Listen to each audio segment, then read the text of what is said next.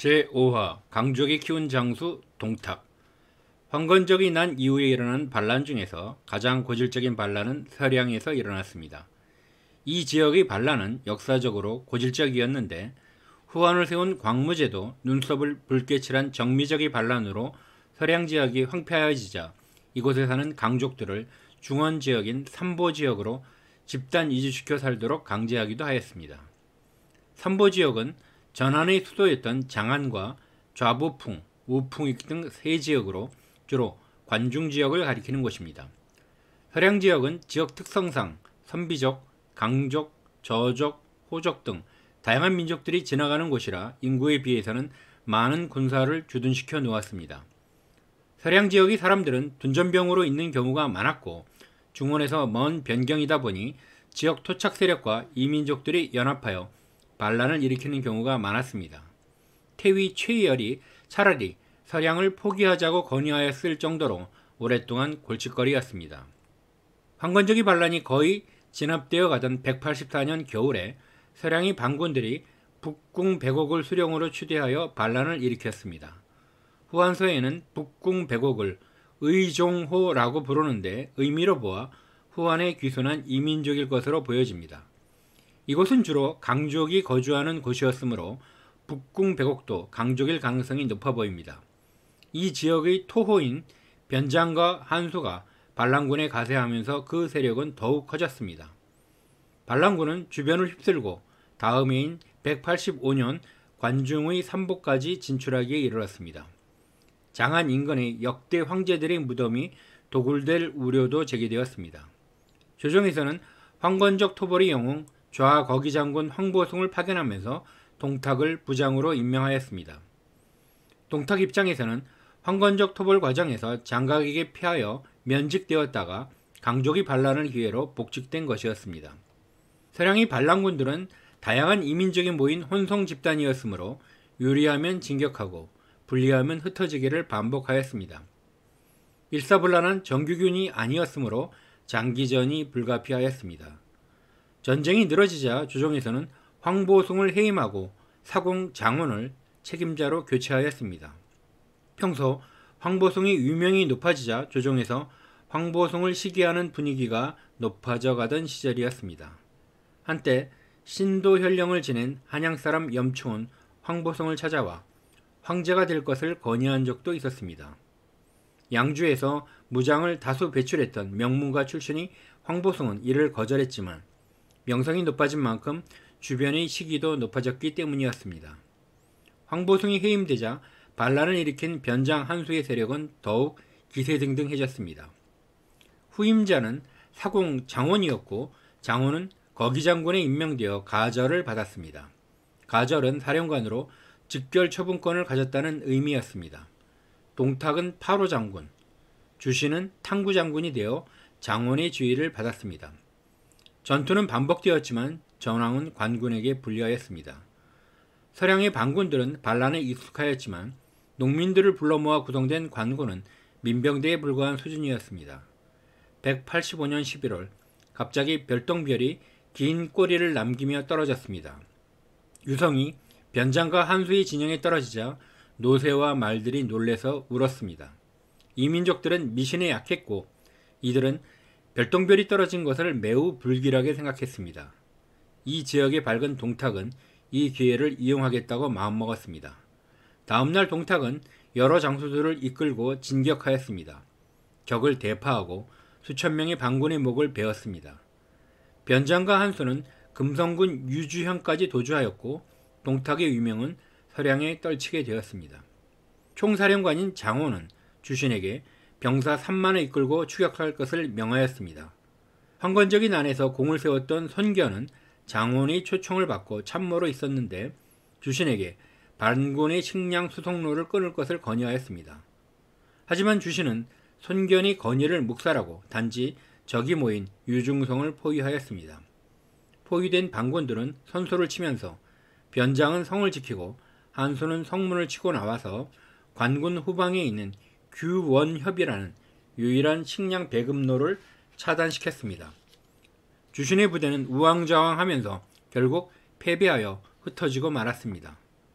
동탁은 장원의 명령에 따라 설령강족을 치기 위하여 적진 깊숙이 들어갔다가 강족과 호족들에게 포위되었습니다. 군량은 떨어졌는데 포위된 것입니다. 동탁은 소도수라는 큰 하천 옆에 진을 치고 있었고 반군들은 강을 제외한 나머지 지역에 포위망을 펼쳤습니다.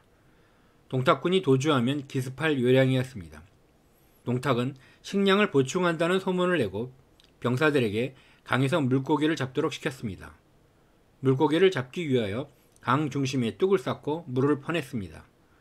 반군들은 동탁군의 식량이 더 떨어지면 기습할 생각이었습니다. 동탁은 모래주머니를 준비했다가 한밤중에 볼을 완성시키고 전군을 뚝 아래로 은밀히 철수시킨 다음 만들었던 뚝을 터뜨려서 반군이 추격하는 것을 차단하였습니다.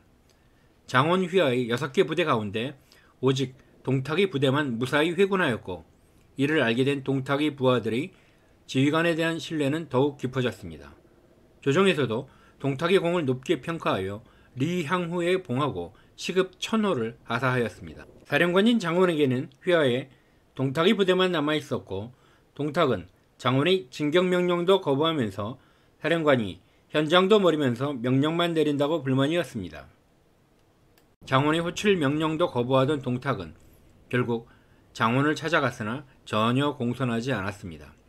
장원이 참모였던 손견은 장원이 가절을 수여받았음을 환기시키며 동탁을 즉결 처형할 것을 주장하였습니다. 동탁이 기세에 눌린 장원은 방자해진 동탁을 제어하지 못하였습니다. 동탁이 믿는 것은 서량군이 자신에 대한 충성심과 함께 평소 조정의 실세인 환관들에게 뇌물을 바쳐 비호 세력을 만들어 놓은 것을 믿었기 때문이었습니다. 다른 장수들과 부하들의 관계는 공적인 관계였지만 동탁과 부하들은 기쁨과 고통을 함께하는 운명 공동체였습니다. 고려 말 최영 장군이 부하 병사들이 얼굴을 아는 관계가 별로 없는 공식적인 관계였다면 이성계가 이끄는 가별초 구성원들은 함경도 지역에서 대대로 이성계 가문에 충성을 바치는 운명 공동체였던 것과 비슷합니다. 반란군이 주축인 한소는 187년에는 변장과 북궁백옥, 이문우 등을 살해하고 10만의 대군을 직접 거느렸습니다. 얼마 후 마등이 한소를 지원하자 왕국을 수령으로 추대하고 삼보를 공격했지만 황보숭에게 패전하자 왕국을 내치고 황보숭에게 황제가 될 것을 권했던 염충을 우두머리로 추대했다가 염충이 죽자 내분이 재발되는 등 혼란스러웠습니다. 한소가 마등과 연합하여 삼보 지역을 약탈하자 조정에서는 황보숭을 복직시켜 좌장군으로 임명하고 동탁은 전장군으로 임명하면서 두 장수에게 서량이 반란군을 진압하는 임무를 맡겼습니다. 두 장수는 각각 2만을 지휘하였으나 황보숭이 상관이었습니다. 184년 동탁이 황건적에게 패전하고 복직했을 때와는 달리 이제 동탁의 서량에서의 유명은 비길 데가 없는데도 복직한 황보숭이 지휘를 받는 것을 동탁은 불만스러워하였습니다. 188년 한수와 마등이 진창성을 포위하였을 때 지휘권을 놓고 황보숭과 동탁은 서로 대립하였습니다. 189년 반란군이 포위를 풀고 물러나려 하자 황보숭은 공격을 주장했으나 동탁은 이에 반대하였고 황보숭은 홀로 진격에 나서 대승을 거두었습니다. 동탁은 더더욱 황보숭이 마음에 들지 않았습니다. 서량이 반란이 진압되자 조정에서는 동탁에게 병력을 넘기고 낙양의 소부라는 직위를 맡으라는 명을 내렸습니다. 소부는 구경의 하나로 황실의 재정을 맡은 문관 고위직이었습니다. 동탁은 상소를 올리며 계속 남아있겠다고 주장했습니다. 영제는 다시 동탁을 병주 목에 임명하였습니다. 동탁은 다시 거부하였습니다. 병주에 가더라도 자기 휘하의 병사들을 포기할 수는 없다는 주장이었습니다.